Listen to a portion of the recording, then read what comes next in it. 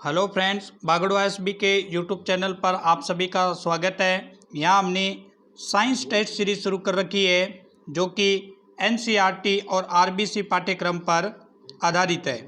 Friends, ये जो science test series है एनसीईआरटी और आरबीसी पाठ्यक्रम पर आधारित है, जो REET level second, army, SSC, GD, railway, 10+2, CGL, MTS, इसके अलावा 2022 में होने वाले तमाम एग्जामिनेशन के लिए ये टेस्ट सीरीज बहुत ही महत्वपूर्ण सीरीज होगी।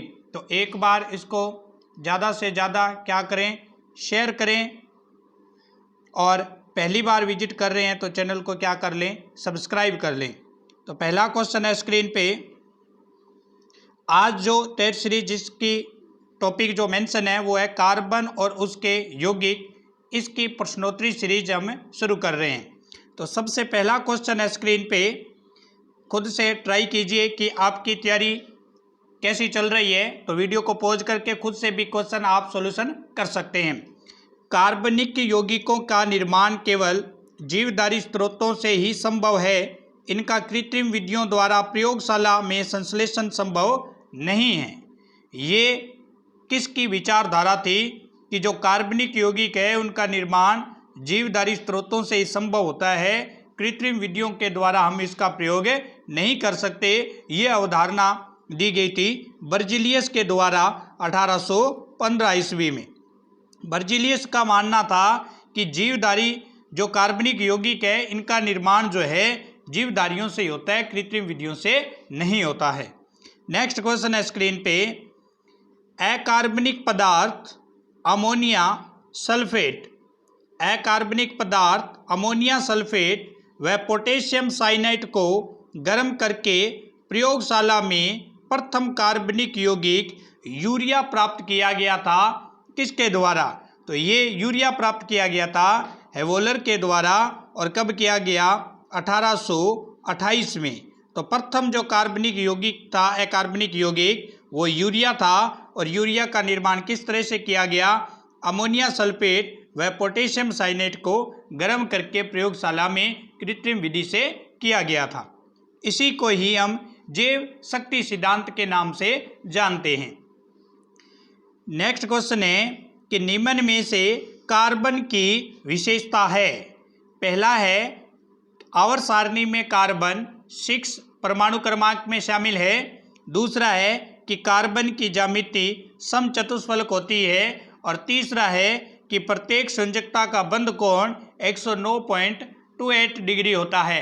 तो कार्बन के लिए फ्रेंड्स ये तीनों बातें ही क्या है, सही है। तो आंसर जो हमारा रहेगा वो 1, 2, 3 रहेगा।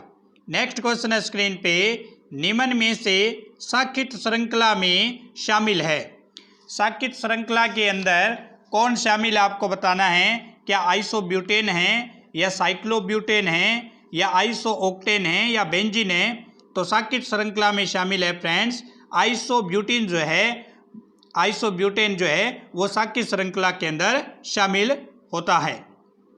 नेक्स्ट क्वेश्चन है कि जलाने पर बिना धुएं की ज्वाला के साथ कौन जलते हैं। तो जलाने पर बिना धुएं की ज्वाला के साथ कौन जलते हैं? जो एलिसाइक्लिक यौगिक होते हैं वो बिना धुएं ज्वाला के साथ जलते हैं। जबकि धुएं की ज्वाला के साथ कौन से जलते हैं? एरोमेटिक यौगिक धुएं की ज्वाला के साथ जलते हैं, जबकि एलिसाइक्लिक यौगिक बिना धुएं की ज्वाला के साथ जलते हैं फ्रेंड्स। अब हाइड्रोजोकार्बन होता है उसको अलग अलग प्रकार से वर्गीकरण किया जाता है संतृप्त असंतृप्त के आधार पर। तो उसका वर्गीकरण किस तरह से किया जाता है वो हम देखते हैं डायग्राम के द्वारा। यहाँ देख सकते हैं आप, डायग्राम है हाइड्रोकार्बन का वर्गीकरण। हाइड्रोकार्बन फ्रेंड्स 2 प्रकार के होते हैं, जिसको बोलते हैं विवर्त श्रृंखला वाला हाइड्रोकार्बन और सवर्त श्रृंखला वाला हाइड्रोकार्बन। विवर्त और संवर्त का मतलब क्या होता है? जिसके अंदर अचक्रीय हाइड्रोकार्बन होते हैं, मतलब एलिफेटिक जो यौगिक होते हैं उनको विवर्त श्रृंखला बोलते हैं। और जिसमें चक्रीय हाइड्रोकार्बन होता है उसको समवर्त श्रृंखला बोलते हैं। जिसके अंदर चक्कर पाया जाता है, जिस प्रकार बेंजीन होता है, उसको हम चक्रीय हाइड्रोकार्बन या समवर्त श्रृंखला वाला बोलते हैं। और जिसके अंदर चक्कर नहीं पाया जाता, खुली हुई संरचना होती है, उसको हम विवर श्रृंखला या फिर अचक्रीय हाइड्रोकार्बन या एलिफेटिक हाइड्रोकार्बन के नाम से जानते हैं। उसके बाद जब हम एलिफेटिक कार्बनिक यौगिक जो होते हैं उनको दो भागों में आगे डिवाइडेशन करते हैं तो हमारे पास दो भाग आते हैं एलिफेटिक जो यौगिक होते हैं। एक होते हैं संतृप्त हाइड्रोकार्बन और एक होता है असंतृप्त हाइड्रोकार्बन। फ्रेंड्स, संतृप्त हाइड्रोकार्बन और असंतृप्त हाइड्रोकार्बन क्या होते हैं? संतृप्त हाइड्रोकार्बन वो होते हैं जब कार्बन और कार्बन के बीच में एकल बंध होता है, और असंतृप्त हाइड्रोकार्बन वो होते हैं जब कार्बन और कार्बन के बीच में डबल बंध या ट्रिपल बंध होते हैं, तो उसको असंतृप्त हाइड्रोकार्बन के नाम से जानते हैं। उसके बाद फ्रेंड्स, जो असंतृप्त हाइड्रोकार्बन होते हैं कार्बन बंध के आधार पर दो प्रकार के होते हैं, एल्किन और एल्काइन। एल्किन वो होते हैं जिसके अंदर डबल बंध होता है, और एल्काइन वो होते हैं जिनमें ट्रिपल बंध होता है। तो डबल और ट्रिपल बंध होते हैं उसको हम असंतृप्त हाइड्रोकार्बन बोलते हैं। उसके बाद जो हमने दूसरा वर्गीकरण देखा था, दूसरा वर्गीकरण जो चक्रीय हाइड्रोकार्बन थे वो दो प्रकार के होते हैं, एलिसाइक्लिक और एरोमेटिक। चक्रीय हाइड्रोकार्बन दो प्रकार के होते हैं, एक एलिसाइक्लिक यौगिक होते हैं और एक एरोमेटिक यौगिक होते हैं। एलिसाइक्लिक यौगिक वो होते हैं जो बिना धुएं के साथ जलते हैं, और एरोमेटिक यौगिक वो होते हैं जो धुएं के साथ जलते हैं। ये जो रिंग होती है एलिसाइक्लिक यौगिक की होती है, और ये जो रिंग होती है वो एरोमेटिक यौगिक की होती है, जैसे बात करेंगी बेंजीन की। तो ये हमने पूरा वर्गीकरण देखा है हाइड्रोकार्बन का, किस तरह से वर्गीकरण होता है। इसमें से भी क्वेश्चन बनने की संभावना रहती है। अगर फ्रेंड्स वीडियो अच्छा लग रहा है, पसंद आ रहा है, कॉन्सेप्ट क्लियर हो रहे हैं, तो चैनल को सब्सक्राइब कर लें और अन्य फ्रेंड के साथ शेयर जरूर करें। ये आपका कर्तव्य है और अपने कर्तव्य से विमुख ना हो और कर्तव्य जरूर निभाएं। नेक्स्ट क्वेश्चन है कि कार्बन यौगिक की नामकरण की पद्धतियां। तो कार्बन का यौगीकरण की नामकरण की कई पद्धतियां होती है, जिसमें रूढ़ पद्धति भी होती है, व्युत्पन्न पद्धति भी होती है, IUPAC पद्धति भी होती है। सभी पद्धतियों के द्वारा हम कार्बनिक यौगिकों का क्या कर सकते हैं? नामकरण कर सकते हैं। जैसे फ्रेंड्स ये आपके पास में एक स्क्रीनशॉट है, यहाँ से भी क्वेश्चन बढ़ने की संभावना रहती है कि CH4 जिसको मीथेन बोलते हैं, रूढ़ नाम उसका मार्स गैस होता है। तो आपसे पूछा जाए कि मार्स गैस क्या है, तो मीथेन को ही मार्स गैस बोलते हैं। क्या किस तरह से प्राप्त होती है? ये दलदल से प्राप्त की जाती है। जो CH4 होती है मीथेन जिसको मार्स गैस बोलते हैं, ये दलदल से प्राप्त की जाती है। CH3OH जो होता है उसको काष्ठ सिप्रिट बोलते हैं, और ये लकड़ी के भंजक आसवन से प्राप्त किया जाता है। तो लकड़ी के भंजक आसवन से किसको प्राप्त करते हैं? CH3OH को। इसके अलावा CH3COOH जो होता है जिसको एसिटिक अम्ल बोलते हैं, ये सिरके का क्या है? लैटिन नामकरण है, जिसको बोलते हैं एसिटम से लिया गया है। HCHO है, इसको फार्मिक अम्ल बोलते हैं, और ये चिंटी का जो लाल चिंटी होती है उसके डंक में ये पाया जाता है। तो इस प्रकार के ये कुछ बेसिक नामकरण होते हैं, उसके आधार पर भी एग्जाम में कई बार क्वेश्चन पूछ लिया जाता है कि मार्स गैस क्या होती है। CH4 को मार्स गैस के नाम से जाना जाता है। नेक्स्ट क्वेश्चन है फ्रेंड्स स्क्रीन पे कि निम्न में से किसे पैराफिन्स के नाम से जाना जाता है? तो पैराफिन्स के नाम से किसको जानते हैं फ्रेंड्स? जो एल्केन होती है उसको पैराफिन्स के नाम से जानते हैं। क्या सूत्र होता है एल्केन सीरीज का? CN2N+ में 2। ये जो फॉर्मूला होता है इससे हम किसी भी एल्केन श्रेणी का पता लगा सकते हैं। एल्केन श्रेणी वो होती है जिसमें कार्बन और कार्बन के बीच में सिंगल बंध होता है, और एल्केन श्रेणी जो होती है संतृप्त हाइड्रोकार्बन होता है, वर्गीकरण में हमने देखा था। नेक्स्ट क्वेश्चन है कि निम्न में से किसे ओलिफिन्स के नाम से जाना जाता है? ओलिफिन्स के नाम से फ्रेंड्स एल्किन को जाना जाता है। एल्किन जो होती है इसमें कार्बन और कार्बन के बीच में डबल बंध होता है, और इसका फॉर्मूला CnH2n होता है। इसके आधार पर हम एल्किन का पता लगा सकते हैं जिसमें कार्बन कार्बन के बीच में डबल बंध होता है, और ओल्फिन्स के नाम से इसको जानते हैं।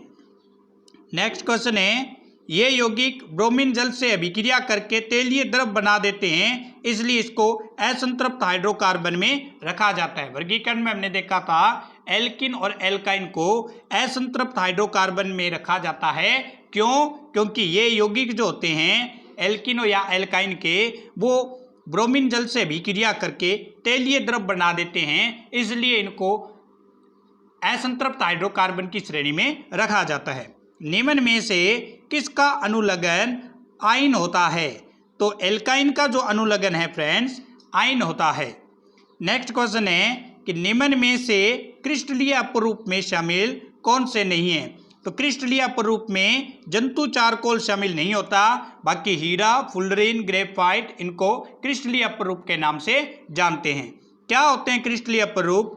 वह अपरूप जिसमें कार्बन परमाणु एक निश्चित व्यवस्था में रहते हैं और एक निश्चित ज्यामिति से निश्चित बंद कोण का निर्माण करते हैं, उसको बोलते हैं क्रिस्टलीय अपरूप। जिसकी ज्यामिति निश्चित होती है, बंद कोण निश्चित होता है और एक निश्चित व्यवस्था के अंदर होते हैं, उनको हम क्रिस्टलीय अपरूप बोलते हैं। क्रिस्टलीय अपरूप में हीरा, ग्रेफाइट और फुलरीन शामिल होते हैं।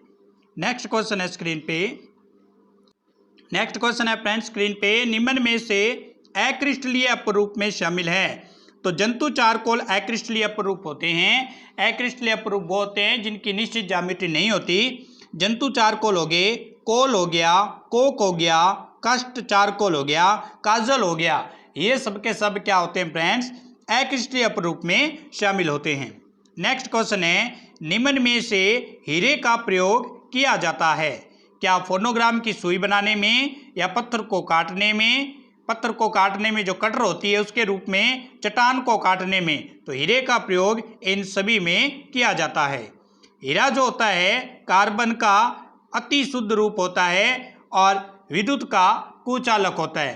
कार्बन के मध्य जो हीरे के अंदर बंध लंबाई होती है वो 1.54 एंगस्ट्रॉम बंध लंबाई होती है और प्रबल सहसंयोजक बंधों का त्रिमिमीय जाल होता है, इसलिए हीरे को क्या बोलते हैं? हीरा जो प्रकृति में कठोर होता है। क्यों? क्योंकि प्रबल सहसंयोजक बंध पाए जाते हैं इसमें, त्रिमिमीय जाल, जिसके कारण हीरा क्या होता है? कठोर। और हीरे का गलनांक भी उच्च होता है, 3843 केल्विन, 3843 केल्विन हीरे का क्या होता है? गलनांक होता है। नेक्स्ट क्वेश्चन है, आप देख सकते हैं कि शुद्ध कार्बन को अत्यधिक उच्च दाब एवं ताप पर उपचारित करके हीरे को संश्लेषित भी किया जा सकता है। नेक्स्ट क्वेश्चन है कि निम्न में से शुष्क स्नेक व इलेक्ट्रोड बनाने में किसका प्रयोग किया जाता है? तो फुलरीन का प्रयोग किया जाता है। लोहे की वस्तुओं पर पॉलिश करने में भी फुलरीन का यूज करते हैं और नाभिकीय परमाणु भट्टी में मंदक के रूप में भी फुलरीन का यूज किया जाता है। सॉरी, क्वेश्चन गलत पढ़ लिया फ्रेंड्स हमने। निम्न में से शुष्क स्नेक व इलेक्ट्रोड बनाने में किसका प्रयोग किया जाता है? ग्रेफाइट का यूज किया जाता है, फुलरीन का यूज नहीं किया जाता। लोहे की वस्तुओं पर पॉलिश करने में या नाभिकीय परमाणु भट्टी में मंदक के रूप में किसका यूज किया जाता है? ग्रेफाइट का यूज करते हैं। निम्न में से मुक्त इलेक्ट्रॉन की उपस्थिति के कारण विद्युत का सुचालक कौन होता है? तो ग्रेफाइट में मुक्त इलेक्ट्रॉन होते हैं, इसके कारण ये विद्युत का क्या होता है फ्रेंड्स? सुचालक होता है। ग्रेफाइट की संरचना में षटकोणीय तल एक दूसरे के ऊपर व्यवस्थित होकर परत संरचना का निर्माण करते हैं। ग्रेफाइट चिकना और फिसलनशील पदार्थ होता है, शुष्क स्नेक के अंदर इसका यूज करते हैं। नेक्स्ट क्वेश्चन है, आणविक बेरिंग व प्राकृतिक गैस के शुद्धिकरण में किसका प्रयोग किया जाता है? तो आणविक बेरिंग व प्राकृतिक गैस के शुद्धिकरण में फुलरीन का यूज करते हैं।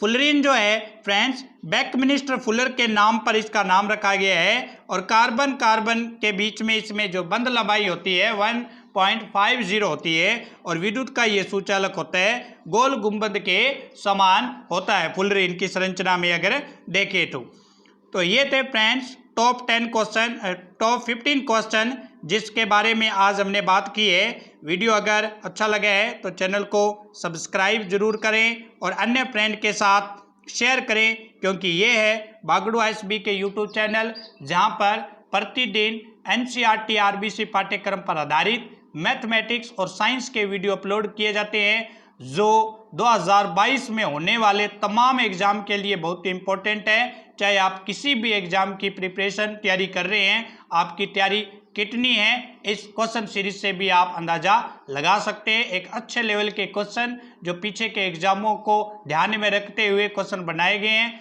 और ज़्यादा से ज़्यादा चैनल को शेयर करें।